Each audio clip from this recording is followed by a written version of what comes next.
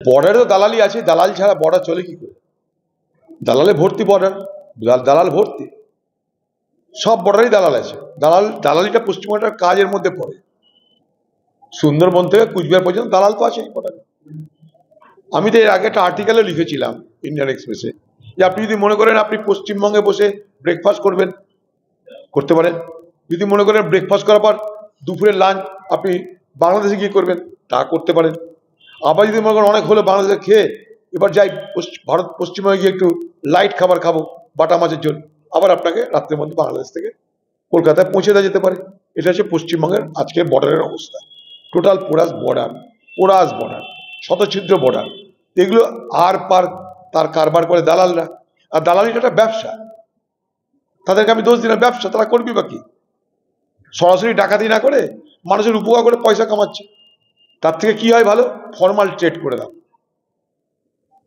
এপার ওপারে লুকোচুরি না করে খাড়াখাড়ি করে দাও, যে হ্যাঁ ভাই বিজনেস করো, বর্ডার খুলে দাও, বিভিন্ন বর্ডারের চেকপোস্টে লোক রাখো, ফর্মাল ব্যবসা হোক, দু দেশের রোজগার হবে। আর নাহলে বন্ধ করে দেওয়া হোক। আর দালাল ছাড়া হবে কি? দালালদের কোনো জাত না, দালালদের কাজ হচ্ছে দান্দা করা। এপারের দালাল ওপারের দালাল, অর্থাৎ বাংলাদেশি দালাল এ বাংলার দালাল দারুণ সম্পর্ক, তাদের মধ্যে চুক্তি হয়, সেই চুক্তি স্বাক্ষরিত দিল্লিতে গিয়ে নিজেদের আন্ডারস্ট্যান্ডিং হয় তাদের মধ্যে, তবে না লেনা দেনা চলে। এ তো খুব সহজ কথা। এত হাজার হাজার কোটি টাকার মাল ওপার থেকে এপার, এপার থেকে ওপার যায় কি করে? সে মানুষের যাতায়াত পণ্যের মধ্যে পড়ে। আজ ভোটের বাজারে এসছে তাই এত কথা হচ্ছে। আমরা যে জেলায় বাস করি, মুর্শিদাবাদ জেলায়, শতচ্ছিন্ন জেলা, কোনো অসুবিধা নাই। আপনার মনে করে সাংবাদিকরা আপনারা ঘুরে আসতেন বাংলাদেশ থেকে, যদি বলেন দালাল ধরে দিতে হবে, চেষ্টা করে দালাল ধরে দিতে পারবো। কংগ্রেসের দালাল নাই, দালাল পাওয়া যায়, বর্ডারে দালাল পাওয়া যায়, সবাই জানে তাদের নাম, অ্যাড্রেস, ঠিকানা, কোথায় যেতে হয়, সবাই সবকিছু জানে। এটা তো কারবার একটা। মায়ের কাছে মাসির গল্প করে লাভ কি আছে? মায়ের কাছে মাসির গল্প করে লাভ কি আছে? বোমটা রাড়লে খ্যামটা নিচে লাভ কি আছে? ওপার থেকে লোক এসছে এপারে, এই রাজ্য জানে। তাদের ভোটার করতে কি করে হয়েছে এই রাজ্য জানে। তারা কি কি সুবিধা পায় সব এই রাজ্য জানে। এই রাজ্য জানে না? তাদের পার্টির লোকেরা পয়সার বিনিময়ে ভোটার করে দিচ্ছে, আধার কার্ড করে দিচ্ছে, এই রাজ্য জানে না? জানে। এটাই চলছে যুগ যুগ ধরে। সেটা মমতা ব্যানার্জি আমাদের থেকে আগে বুঝেছিল। সেটা বুঝে তিনি পার্লামেন্টে 2005 সালে বিষয়টা উত্থাপন করেছিলেন।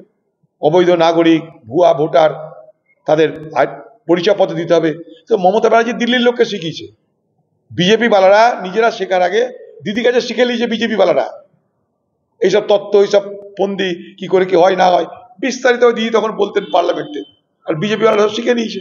দিয়ে এখন তারা বলছে, দিদি বলছে না না না এগুলো ঠিক না।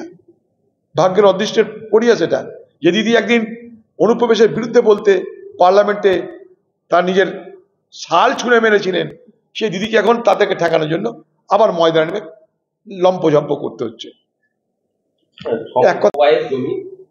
সমবায়ের জমি নিজের মনে করে বিক্রি করে দিলেন, তাও আবার জলের দরে 21 লক্ষ টাকায় গোপনে বিক্রি করে দিলেন রতুয়া তৃণমূল বিধায়ক সমর মুখার্জির বিরুদ্ধে এমনই বিস্ফোরক অভিযোগ তুলেছেন সমবায় সমিতির সভাপতি।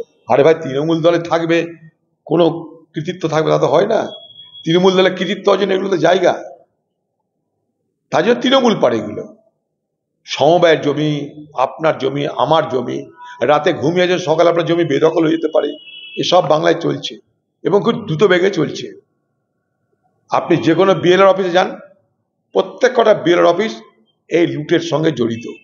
এই বাংলায় যতগুলো বিএলআর অফিস আছে, ডিএলআর অফিস আছে, আমি দায়িত্ব নিয়ে বলতে পারি, সবাই এই ভূমি মাফিয়া, জমি মাফিয়াদের মদত করে চলেছে বাংলায়।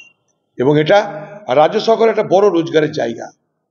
কিভাবে জমির ট্রানজাকশনের জন্য রেট বাড়ছে আপনারা খোঁজ নিয়ে দেখুন। রাজ্য সরকারের এটা একটা পরিকল্পিত লুটের ব্যবস্থা। এই পশ্চিমবঙ্গে যে ভূমি মাফিয়াদেরকে দৌরাত্ম, সেটা একটু ভালো করে লক্ষ্য করলে সবাই জানতে পারে। জমি হাতছাড়া হয়ে যাওয়া, এবং জমি হাতছাড়া করতে গেলে বিএলআর ডিএলআর অফিস লাগবে, সঙ্গে পুলিশ লাগবে, সঙ্গে তৃণমূল লাগবে, নাহলে হতে পারে না। যেমন 2 2 4 হয়, তেমনি জমি বেদখল করতে গেলে এইগুলো লাগে। আরো ভালো ভালো খবর দেখতে সাবস্ক্রাইব করুন বাংলা হান্টের ইউটিউব চ্যানেল। বাংলা হান্টের আরো খবর দেখতে নজর রাখুন বাংলা খবর মানেই বাংলা হাট।